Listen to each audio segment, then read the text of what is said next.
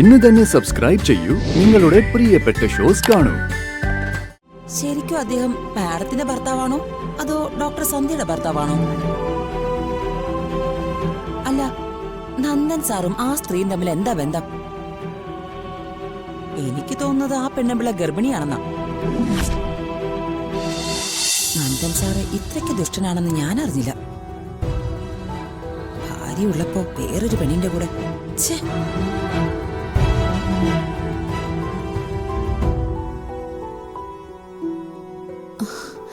എന്നാ പിന്നെ ഞങ്ങൾ പോയിക്കോട്ടെ. നിങ്ങൾ പൊയ്ക്കോ, ഞങ്ങള് തിരിച്ചു പോവാ. ഇന്നിനി അമ്പലത്തിൽ പോകുന്നില്ല.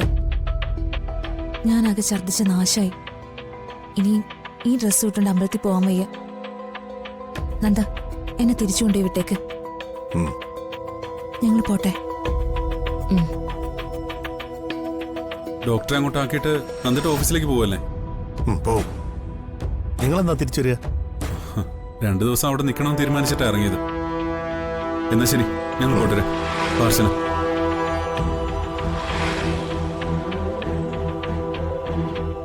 ആ വെള്ളം കേട്ടാ കേറിക്കോ.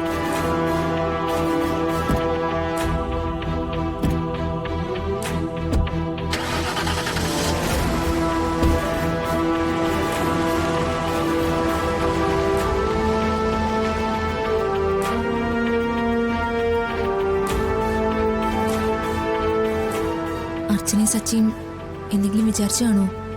എന്ത് വിചാരിക്കാൻ? ഒന്നും വിചാരിക്കില്ല. താൻ ധൈര്യമായിട്ടിരിക്കേ. അല്ല, ഞാൻ ഛർദ്ദിച്ചത് കണ്ട് അവരെന്തെങ്കിലും തെറ്റിദ്ധരിച്ചു കാണുമെന്ന് എന്റെ സംശയം. സച്ചേട്ടാ, എനിക്ക് എന്തോ ഒരു കൺഫ്യൂഷൻ. എന്ത് കൺഫ്യൂഷൻ? നീ വെറുതെ ആവശ്യമില്ലാത്തൊന്നും ആലോചിച്ച് കൂട്ടല്ലേ. എനിക്ക് മനസ്സിലായി നിന്റെ സംശയം എന്താണെന്ന്. കാര്യമൊക്കെ ശരിയാ. അവരത്ര ബുദ്ധിയില്ലാത്ത ആൾക്കാരൊന്നും അല്ല. പക്ഷേ അവരുടെ രണ്ടുപേരുടെയും ചമ്മലും രീതികളൊക്കെ കാണുമ്പോൾ എനിക്കെന്തോ ഒരു സംശയം.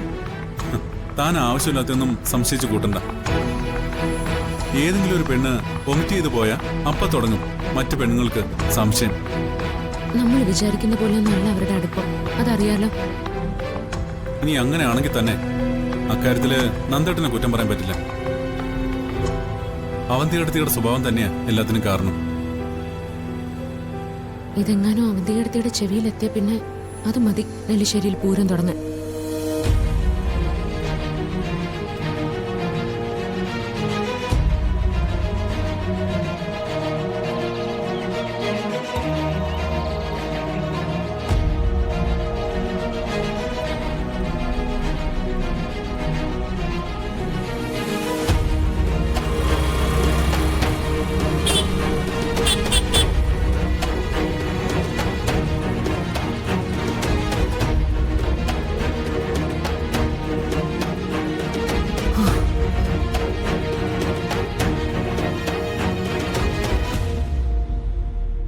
ആരാ മോളെ അത്? ഞാൻ ഓൺലൈനിൽ ഒരു സാധനം ബുക്ക് ചെയ്തിരുന്നു, അത് കൊണ്ടുവന്ന ആളാ.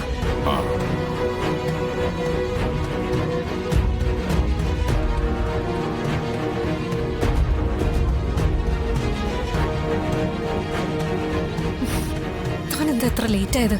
ഞാൻ ഇത്ര നേരായിട്ട് കാത്തു നിൽക്കുന്നു. സാധനം കിട്ടാൻ കുറച്ച് ലേറ്റായി.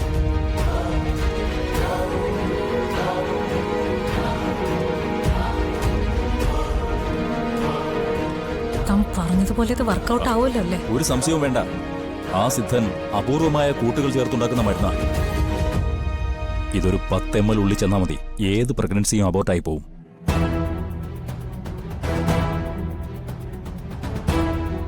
ദേ, സേതുമാധവ് സാർ വരുന്നു.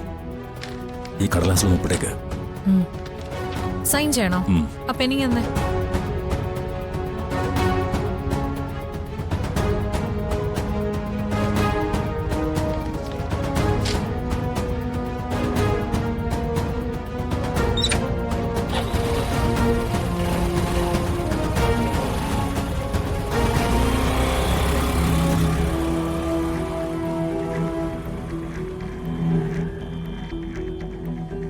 ഇത് എന്ത് പ്രോഡക്റ്റാ മോളെ? ഇതൊരു കോസ്മെറ്റിക് പ്രോഡക്റ്റ് അച്ഛാ.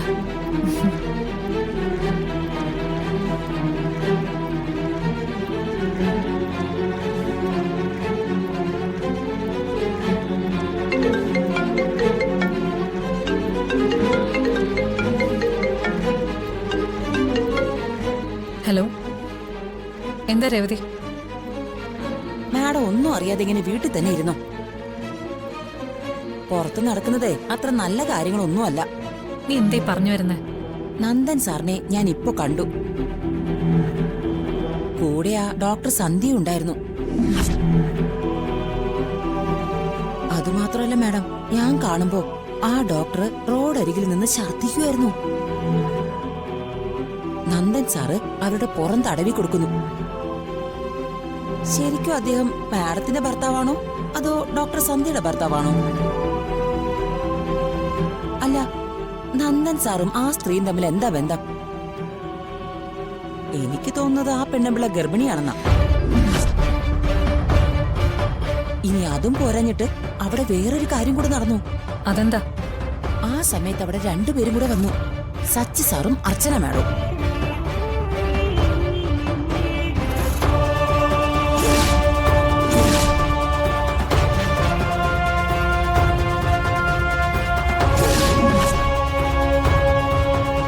എന്തായാലും മാഡം നന്ദൻ സാറിനൊന്ന് സൂക്ഷിച്ചു കേട്ടോ.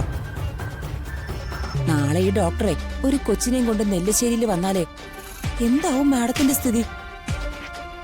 മാഡത്തിനാണെങ്കിൽ ഇതുവരെ കുട്ടികൾ പോലുമില്ല. ആ ഡോക്ടർ ഒന്നാം ഭാര്യയും മാഡം രണ്ടാം ഭാര്യ ആവാതിരുന്നാ നല്ലത്. മതി, ഇനി നീ ഒന്നും പറയണ്ട. എനിക്കെല്ലാം മനസ്സിലായി. നീ ഫോൺ വെക്ക. ഇനി എന്താ ചെയ്യേണ്ടെന്ന് എനിക്കറിയാം. പിന്നെ നീ ഈ കാര്യം ആരോടും പറയാൻ നിൽക്കണ്ട. മനസ്സിലായോ? മനസ്സിലായി മാഡം, ഞാൻ ആരോടും പറയില്ല. ഞാനത് കണ്ടതുകൊണ്ട് മാഡത്തിന് വിവരം അറിയിച്ചു. ഇല്ലായിരുന്നെങ്കിലോ? മാഡം ഇതുപോലും അറിയായിരുന്നോ? വെറുതെ അല്ല അയാൾ എന്റെ ജീവിതത്തിൽ നിന്ന് ഒഴിഞ്ഞു മാറാൻ ശ്രമിക്കുന്നത്. അവള് ഗർഭിണിയാണ്. അതാണ് ഞാൻ ഡോക്ടറെ കാണാൻ പോകുന്ന കാര്യം പറഞ്ഞപ്പോൾ അയാൾ എതിർത്തത്. ജോയിന്റ് ഡിവോഴ്സ് പെറ്റീഷൻ കൊടുക്കാന്ന് അയാൾ പറഞ്ഞത് അവള് ഗർഭിണി ആയതുകൊണ്ട് തന്നെ ആയിരിക്കും. അർച്ചനയും സച്ചി അതിന് സപ്പോർട്ടും. വിടില്ല, ഞാൻ ആരെയും വെറുതെ വിടില്ല. ഞാൻ പ്രസവിക്കേണ്ട കുഞ്ഞിനെ അവള് പ്രസവിക്കാൻ ഞാൻ സമ്മതിക്കില്ല. ഇതിനുള്ള തിരിച്ചടി അവക്കും അയാൾക്കും കൊടുത്തേ പറ്റൂ. ഒരിക്കലും മറക്കാത്തൊരു തിരിച്ചടി.